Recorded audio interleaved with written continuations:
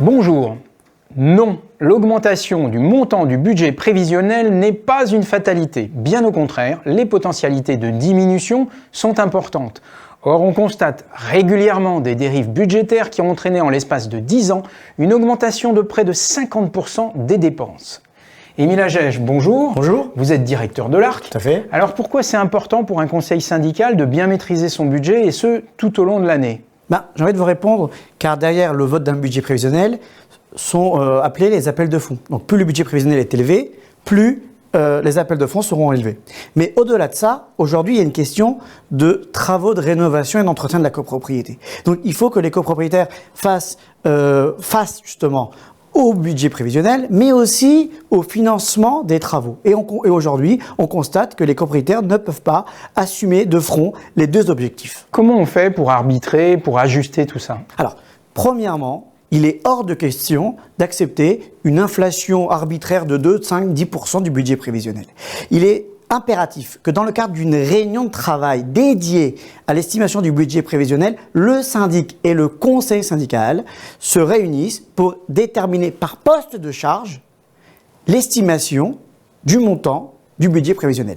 J'ajoute qu'il ne s'agit pas d'un caprice, ni du syndic ni du conseil syndical, c'est la loi qui l'oblige. On a l'article 18 de la loi du 10 juillet 65 qui oblige le syndic et le conseil syndical à se concerter sur l'estimation du budget prévisionnel. Mais alors pourquoi il y a une telle inflation des dépenses ? Puis, au fond, quel serait l'intérêt du syndic de faire dériver ces dépenses ? Alors, je dirais déjà de manière à l'envers, le syndic n'a aucun intérêt à maîtriser les charges. En réalité, si on était un bon gestionnaire, on devrait penser justement à l'intérêt économique de son mandataire qui est la copropriété et donc faire comme un gérant de société, revoir les frais à la baisse. Or, un syndic ne le fait pas. Mais pire que ça, aujourd'hui, un syndic veut avoir une certaine marge de manœuvre de dépenses et donc va créer des matelas de sécurité en surgonflant le budget prévisionnel. Donc, il est impératif que, en réalité, cette obligation qui aurait dû être à la charge du syndic, le conseil syndical, comme bien souvent, va suppléer, va substituer le syndic et donc va aller à la chasse carrément aux dépenses abusives, inutiles, disproportionnées, et il y en a plein. Comment faire justement pour réduire ce budget ? On peut agir sur quoi ? Premièrement, supprimer tous les contrats inutiles. Il y en a plein. Tout ce qui est diagnostic, tout ce qui est des contrats d'entretien qui ne sont pas obligatoires, tout ce qui est diagnostic termite où la copropriété n'en a pas besoin, de façon c'est pas obligatoire. Premièrement. Deuxièmement, ne pas hésiter à mettre en concurrence les prestataires. Et pas forcément faire un appel d'offres auprès des sociétés référencées entre guillemets par le syndic, on ne sait pas quels sont ces critères, mais que le conseil syndical, par exemple par le biais de l'ARC, qui est aujourd'hui un référencement d'entreprise grâce à sa coopérative, met en concurrence les prestataires de la copropriété. Mais avant ça, il va déjà commencer à définir quels sont les besoins de la copropriété. On a des contrats qui remontent à 20 ans, qui n'ont jamais été déjà sur le concept même, quel est notre besoin, et ensuite, lorsqu'on a exprimé les besoins, on peut faire un appel d'offres. Donc, premièrement, on supprime les contrats inutiles. Deuxièmement, on n'hésite pas à mettre en concurrence les prestataires en définissant en préalable le besoin. Et troisièmement, on fait appel à plusieurs entreprises et on supprime toutes les filiales du syndic ou toutes les sociétés où le syndic a un intérêt plus ou moins direct, si vous comprenez ce que je veux dire.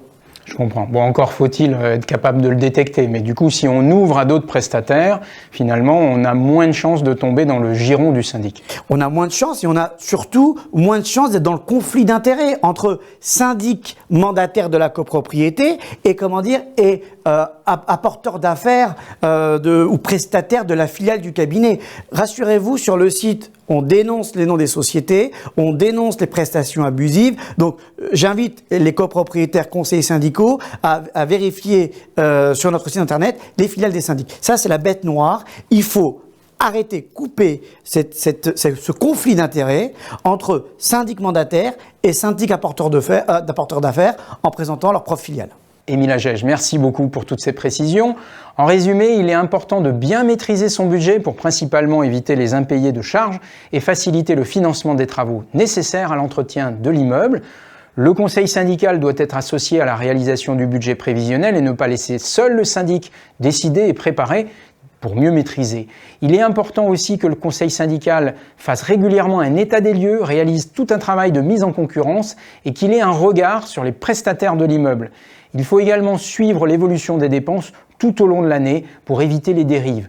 Les préconisations de l'ARC, c'est supprimer l'ensemble des contrats inutiles, les diagnostics termites, incendie, entretien des détecteurs, de manière périodique mettre en concurrence les contrats d'entretien, supprimer les indices de révision des prix dans les contrats ou à défaut vérifier qu'ils sont appliqués de manière correcte.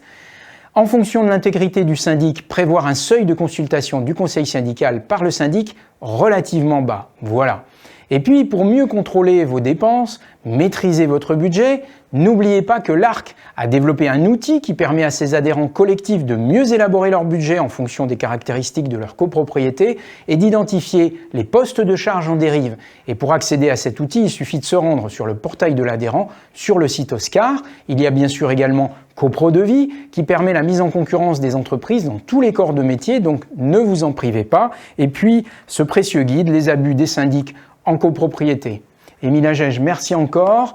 Merci de votre attention et à très bientôt.